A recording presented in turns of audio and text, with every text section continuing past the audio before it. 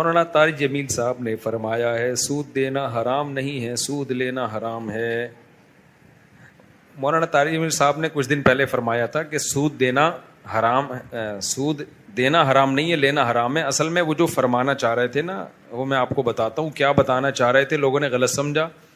پھر ان کے بیٹے کا جو بیان آیا تو وہ اس سے بھی زیادہ غلط آ گیا، یعنی انہوں نے تو پھر بھی صحیح فرمایا تھا، بیٹے نے شاید جو بیان دیا تو وہ الٹا کر دیا اس بیان کو، جو دینا چاہیے تھا شاید ان کے بیٹے سے بھی مسٹیک ہوئی ہے۔ تو حضرت مولانا طارق جمیل صاحب نے جو فرمایا تھا کہ سود دینا حرام نہیں ہے، لینا حرام ہے، اس کا مطلب یہ ہے کہ سودی ایگریمنٹ تو بہرحال حرام ہے، جب ہم بینک سے سودی ایگریمنٹ کرتے ہیں نا وہ بہرحال حرام ہے، لیکن رقم کون سی حرام ہوگی؟ رقم وہ حرام ہوگی جو ہم بینک سے سود کے طور پر لیتے ہیں، اس رقم سے جو بھی کاروبار کرو گے، کام کرو گے، وہ حرام ہو جائے گا۔ اسی طرح بینک سے آپ نے قرضہ لیا اور اب آپ بینک کو اس قرضے پہ سود دیتے ہو، تو اس سود سے بینک جو بھی کام کرے گا حرام ہوگا، لیکن ہم جو قرضہ لے کے جو بھی کام کریں گے وہ کام حرام نہیں ہوگا، کیونکہ وہ رقم حرام نہیں ہے، عمل حرام ہے۔ سمجھ میں آ رہی ہے بات کہ نہیں آ رہی؟ وہ رقم حرام نہیں ہے، کیونکہ لوگوں کی بچتیں بینک میں رکھی ہوئی ہیں، بینک وہ اٹھا کے آپ کو پکڑا دیتا ہے، تو رقم تھوڑی نہ چوری کی رقم ہے نہ سود کی رقم ہے، سود تو وہ ہوگا جو آپ بینک کو دیں گے۔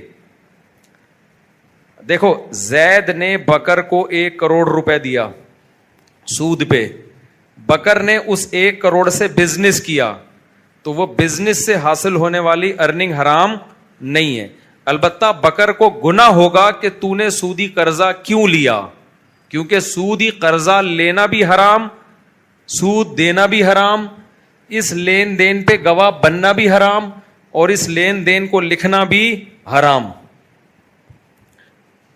سمجھ میں آ رہی بات؟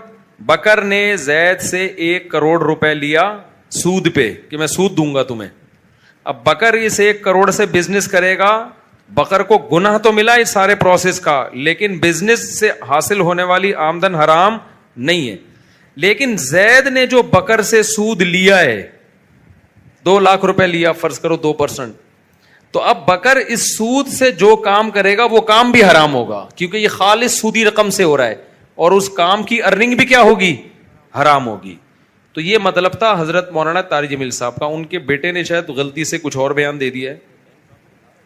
نہیں، بینک کا پروفٹ کہاں سے حلال ہو گیا؟ نہیں، حرام ہے بھائی، سودی پروفٹ ہے، اسلامک بینک جائز ہے، وہ سود نہیں ہے۔ تو ان کے بیٹے نے میرا خیال ہے بائی مسٹیک الٹا بیان دے دیا۔ دیکھو وہ سود کا نہیں تھا، وہ قرضہ تو سود پہ لیا ہے، بینک نے رقم سود کی نہیں دی ہے، بینک نے تو مختلف لوگوں کے پیسے جو پڑے ہوئے تھے وہ اٹھا کے آپ کو پکڑا دیے، تو وہ قرضہ جو آپ کو بینک نے دیا نا وہ حلال پیسوں سے دیا ہے، تو وہ رقم آپ کے لیے حلال ہے، اس پہ جو بینک سود لے گا وہ رقم حرام ہوگی۔ ہاں، جب وہ کسی کو قرضے پہ اس میں ہو یہ رہا ہے کہ بینک سود بھی لے رہا ہے لوگوں سے، تو لوگوں کی جو بچتیں ہیں اس میں سود لے لے کے شامل کر رہا ہے، تو یوں کہہ سکتے ہیں کہ اس میں حلال حرام مکس ہو رہا ہے۔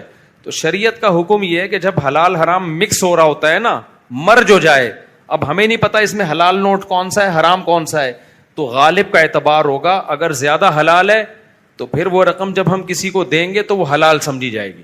اس کی ایک مثال دیتا ہوں کہ ایک آدمی کسٹم میں جاب کرتا ہے، تو اب اس کی ایک تنخواہ ہے جو حلال تنخواہ ہے، فار ایگزامپل 1 لاکھ روپے تنخواہ ہے، اوپر کی آمدنی 2 لاکھ ہے، 3 لاکھ اس کے گھر میں آ رہا ہے، اب وہ آپ کی دعوت کرتا ہے تو آپ اس کی دعوت کو نہیں کھا سکتے، کیوں؟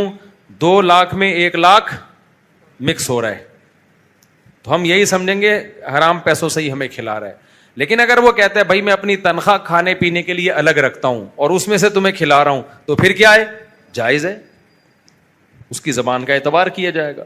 لیکن اگر اس کی تنخواہ 2 لاکھ ہے، اوپر کی آمدن 1 لاکھ ہے، دونوں کو مکس کرتا ہے، پھر ہمیں چائے پلاتا ہے، تو پھر شریعت کہتی ہے کہ غالب کا اعتبار ہوگا، ہم یہی سمجھیں گے ہمیں حلال سے، پھر اس کے بیان کی ضرورت نہیں ہے، پھر ہم یہی سمجھیں گے حلال سے کھلا رہے ہیں ہم۔